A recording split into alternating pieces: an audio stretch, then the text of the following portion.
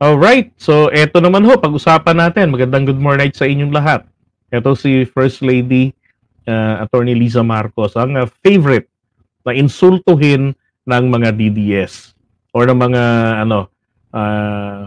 DD shits. Sabi nga nila, DD shits. 'Di ba? Paborito lang. Biro yung maglakad lang, pagtatawanan nila, kakantsawan nila. Dito ako na-trigger po kanina. Sabi ko, putya, may ang caption pa nga ng isa dyan eh. Kambal sila or clone sila. 'Di ba? Ang lakas mang insulto ng mga to, ang lakas mang lait. O tragis, akala mo naman, ano na ho ang narating nila sa mundong ito o kaya ano na ang antas nila sa lipunan. 'Di ba? Ano nga klaseng nagpapakita lang ito kung anong klaseng pamilya or breeding ang taglay ng mga taong ito na walang ginawa mulat sa pulpa, 'di ba? Kung hindi insultuhin, aglahiin si Attorney Liza Marcos. Wala namang ginagawang masama sa kanila. 'Di ba? Ang mga nagsimula lang ng pangiinsulto sa kanya, eto hong mga tong mga masakit to sa simula mga taga Marcos loyalist din po. Na yun nga yung mga nauna kong kinall out noon pa. Kakampi pa natin ang mga DDS. Pero sila yung mga nauna. Hindi ko maintindihan why they hate FL. Bakit kako? Ba't ganun? Excuse me. Ayaw nila sa kanya. Diba? Kung tutuusin, isa ring loyalista to. Ito tiniis ang mahabang panahon na alam niyang babatihin niya na mga pang-aalipusta sa pamilya ng kanyang mapapangasawa. Diba? And throughout the years, wala naman tayong narinig sa kanya until na kumandidato na si PBBM at yun na nga. Ako nga, to be honest, hindi ko nga kilala si Attorney Liza. I don't even know kung sino yung asawa niya, kung anong pangalan. Alam ko lang, meron siyang anak na Sandro Marcos. Yun lang, silang dalawa lang ang alam ko eh. Tapos nalaman ko na kay Pink, si Vinny, tapos yung isa pa. Diba? So, sabi ko, kung i-portray ninyo yung tao, parang walang nagagawa katulad ninyo sa lipunan. Kaya ako, sige, itopic po natin ngayon ito. Ano bang mga nagagawa po rito ni FL? Yan, alam niyo naman dito ho sa atin sa politika sa Pilipinas, wala hong sinasanto ang politika rito.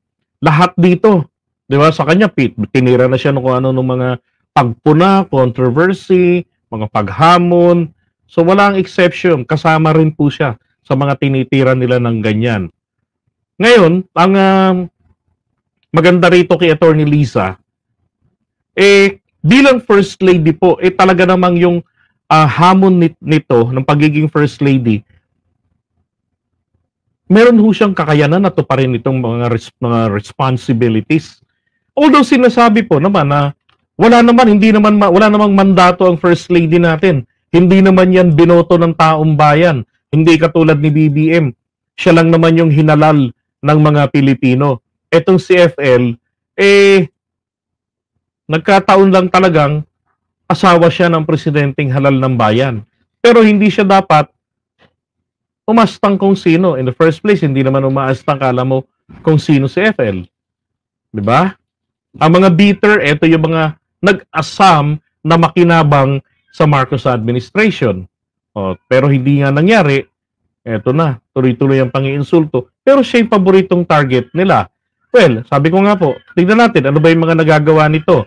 Hindi ba, kahit naman sa kabila ng mga paratang sa kanya, ano yung ginagawa? Ito yung, I don't know kung napansin nyo to ha, si Attorney Liza, nagagawa po niya na bigyan ng bagong kahulugan ang papel ng pagiging isang unang ginang.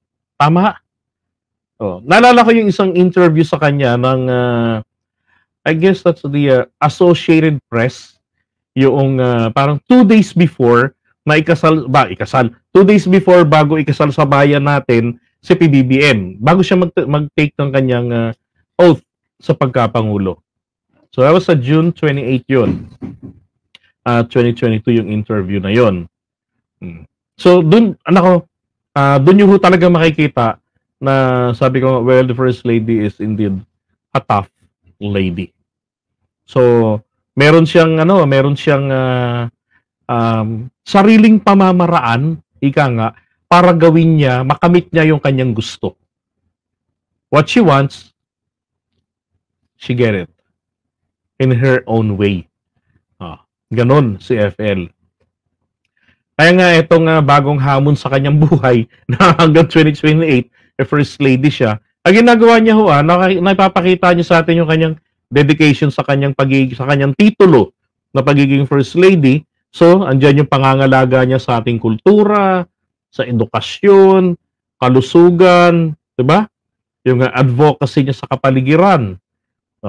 Doon sa na lang yung dedication niya sa ating kultura, sa ating heritage na ma-preserve etong kulturang Pilipino. Tapos nalala ko lang diyan po sa may Ilocos Norte, malaki rin ho yung kanyang naging role diyan sa cultural mapping nila. Yung pagkakatatag po ng Museo Ilocos Norte. So pagbalik namin siguro, lobby ng Diyos makasama next year sa Tan-Ok, alam niyo gusto ko mapuntahan yung Museo Ilocos Norte. I don't know kung meron na sa inyo nakapunta niyan, pero yung nababanggit dun sa research natin, siya ho yung isa sa may pinakamalaking ambag dyan. Para sa pag-promote ng traditional na, hindi ba, alam niyo yung damit na pinakita ko sa inyo kanina, eto, inabel yung nasa background niya, inabel weaving pala yan, ayan, ang ganda. Pero syempre, ito yung pinakagusto ko, panlalaki. Diba? Ang galing, ganda. So si FL Lisa po, yung nagpo-promote nito. Well, actually nga natutuwa nga yung mga weavers doon kasi nagkaroon sila ng market, ika nga, ng mga customers bukod sa nakilala uli ito. 'Di ba? Hindi tuluyang nalusaw yung etong kultura na to. Nahanap buhay na rin nila. 'Di ba? Sabi ko nga, kung hindi pa naging presidente si PBBM, ang alam ko lang na ganyang klase, yung bahag. Yung sa, di ba? Sa mga igurot. Pero eto pala, meron palang ganyan dyan sa Ilocos Norte. Yung inabel hand-woven fabric ng probinsya nila. So ito part ng Filipino heritage. Tapos yung advocacy niya rin sa education, sa kalusugan, 'di ba? Lalo yung pagpupush niya ron sa universal healthcare na yung batas. Excuse me. Yung tawag dito yung para sa edukasyon, yung serbisyong pangkalusugan, 'di ba? Meron siyang tawag doon yung Love for All. Yan, meron ganun sa FL.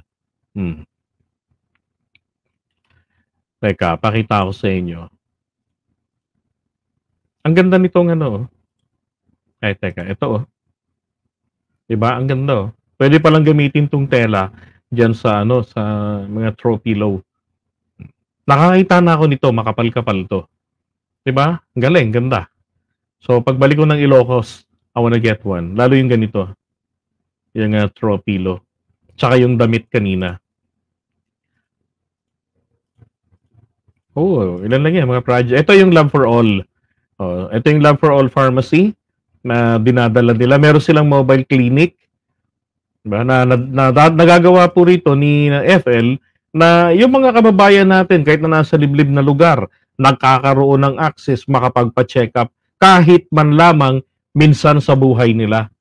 Diba? So, maiiwasan patuloy, madadiagnose sila kung ano yung problema nila na nararamdaman. So doon pa lang mauunawaan na at magagawa na ng paraan para hindi na lumala. 'Di ba? Tanong ko nga bukod ba kay Imelda, sino pa bang ibang FL ang gumawa? 'Di ba? Yung talagang totoong may gawa ha, yung nararamdaman kasi wala akong pakialam doon sa pakaway-kaway, 'di ba? Ngiti-ngiti. Tragis, marunong din akong ngumiti, marunong din akong kumaway. Marunong din akong mamlastik. Ang kailangan natin sa mga sumusweldo ng buwis ng natin, sa mga nakikinabang nito, dapat po life-changing, makatotohanan at kapaki-pakinabang ang iyong ginagawa. 'Di ba? Ito nga walang sahod sa gobyerno Oh.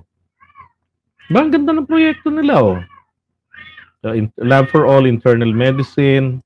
'Di ba? Saan ka pa? Tapos dito naman ho sa pagdating naman ho rito sa yung pang environmental, 'di ba? Pangkalikasan.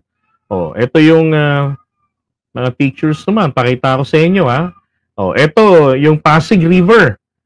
Yung Pasig Esplanade. 'Di ba ang ganda? Elegante.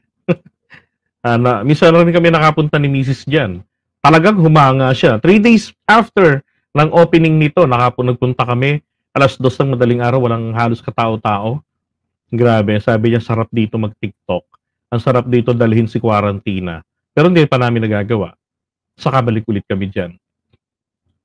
So yung nakikita niyo pong tulay, eto, yan yung libreng tulay, Binondo Intramuros Bridge, na bigay po ng China kay dating Pangulong Duterte. Yan.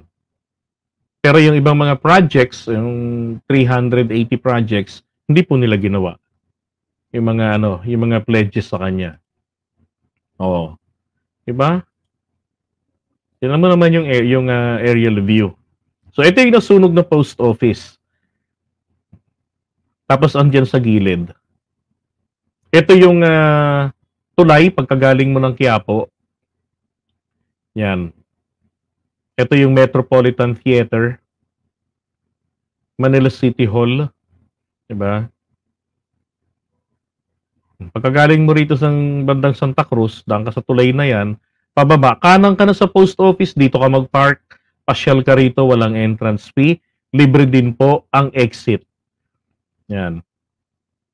So yung iba naman na pagka may mga time kasi punong-puno yan, especially weekends, punong-puno yan. Kaya yung mga tao, lalo yung mga magjowa-jowa, ang ginagawa naman po nila, pumupwesto sila diyan ho sa yung tulay na yan, nilalakad nila yan. Dito daan nila. Nalala ko nga kinukwento ng papa ko noon tsaka ni nanay, na si Imelda Marcos, maraming mga infrastructure projects tulad yung sa PICC complex. Ano sabi nila sa akin? At talaga naman, hanggang ngayon nakikita natin napapakinabangan. 'Di ba? Grabe rin yung pinipintasan ng mga DDS no. Sabi nga, kapag kainggit, pikit, ano ba magagawa natin? Hindi nga natin pinaghanapan ng magagawa ang dalawang asawa ni dating Pangulong Duterte. 'Di ba? Tahimik nga tayo ron sinuportahan pa natin siya. Bakit hindi nila kayang gawin yun kay FL? Corruption ibintang sa kanya. 'Di ba? Masyado nilang pinagpapaniwalaan ang sintu-sintong si Maharlika.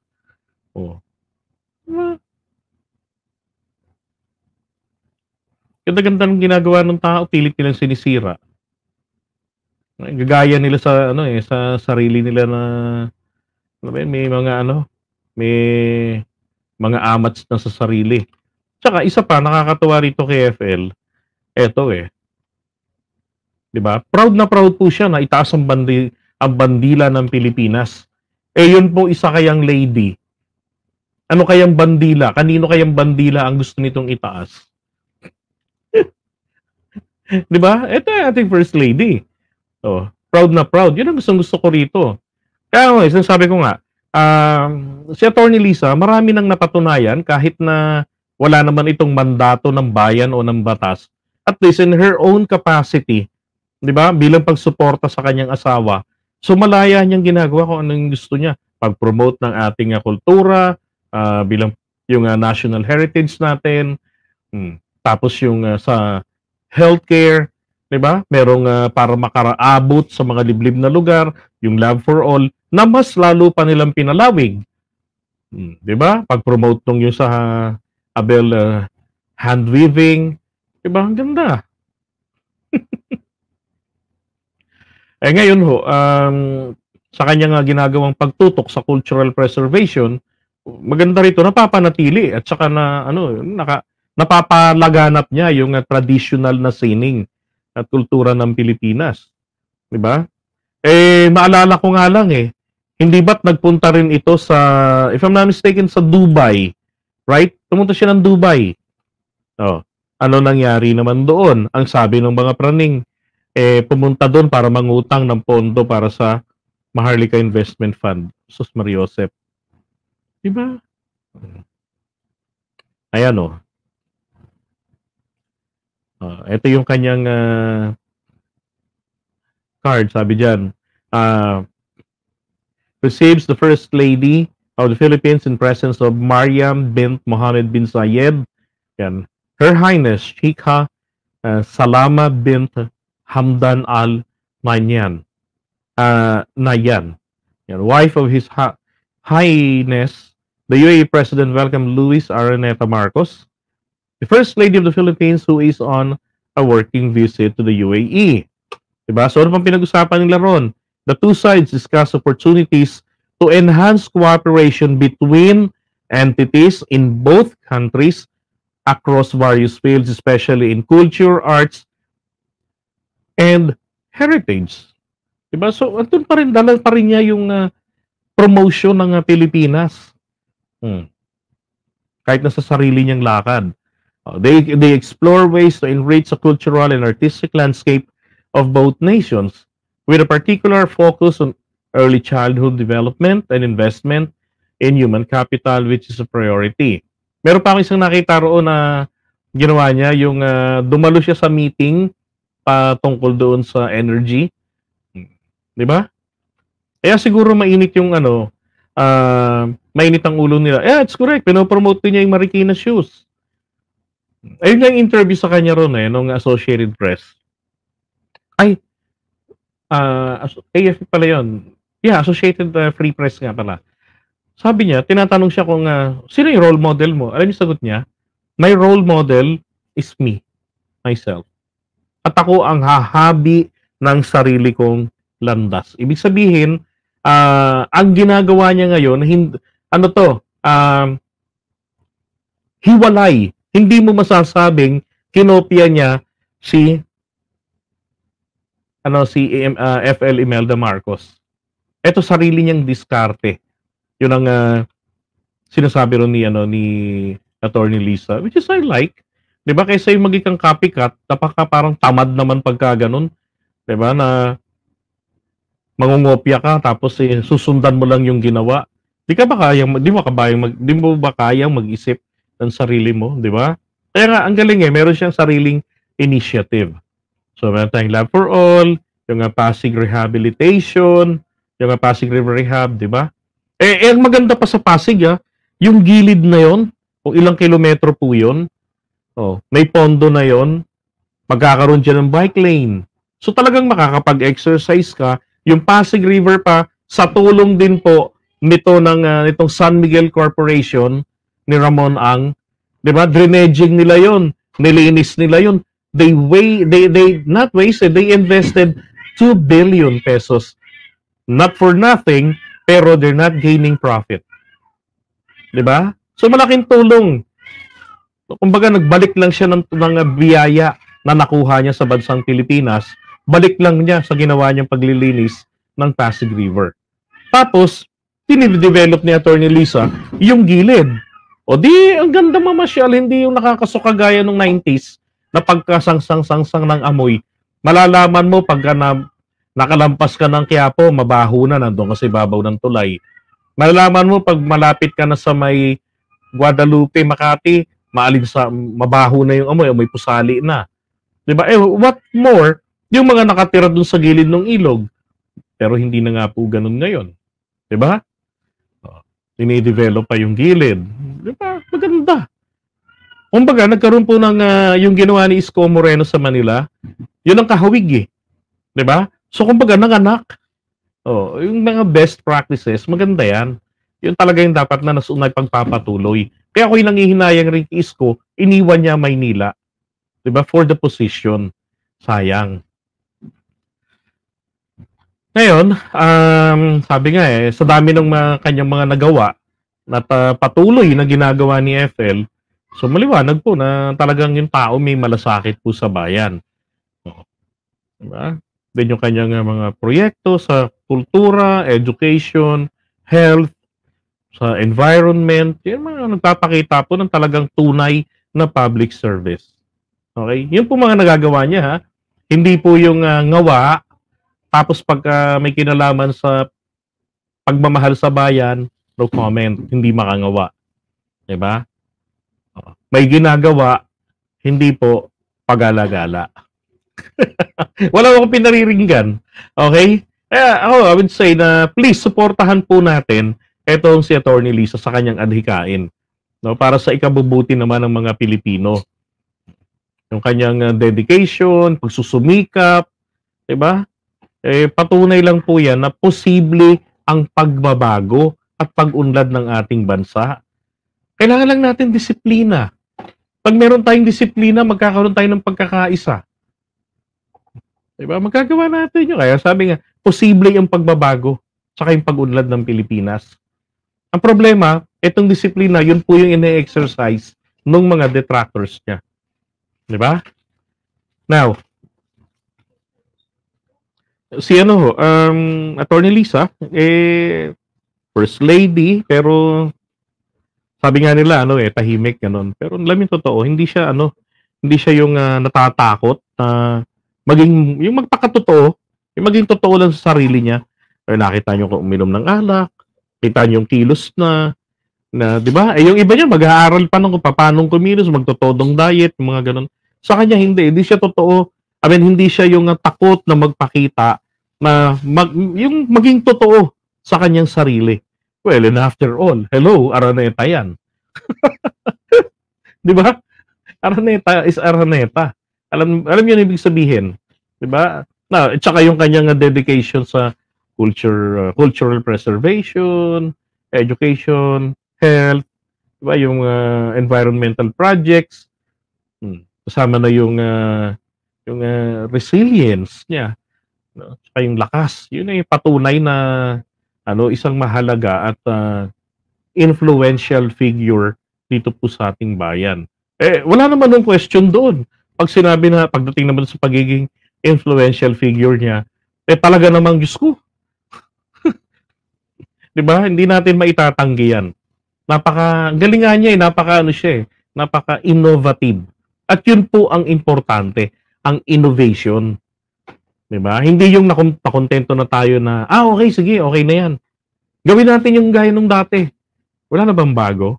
Kay FL, merong bago. Diba? So, kaya nga po, tingin ko rito, ito rin yung mga dahilan kung bakit ganun-ganun na lamang siyang banatan, pahiyain, diba? Hindi naman siya hindi naman niya kinukumpara yung sarili niya. Ginagawa niya lang yung gusto niyang gawin. Sabi nga niya ro sa interview niya kay Katunying, titigil din naman yung mga yan. Titiisin ko na lang 1,500 days ba yun?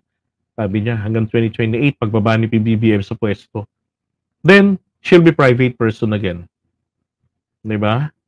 Kaya nga, sabi ko nga kanina, maganda kay FL, nakakatuwa.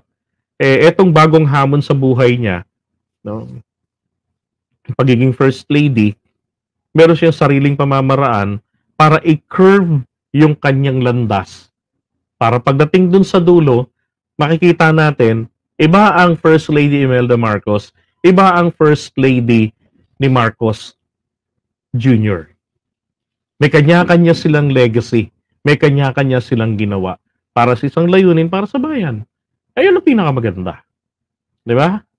Kaya sabi ko, iinit ang ulo talaga rito ng mga DDS. Yung mga DDS po na yung mga die hard talaga.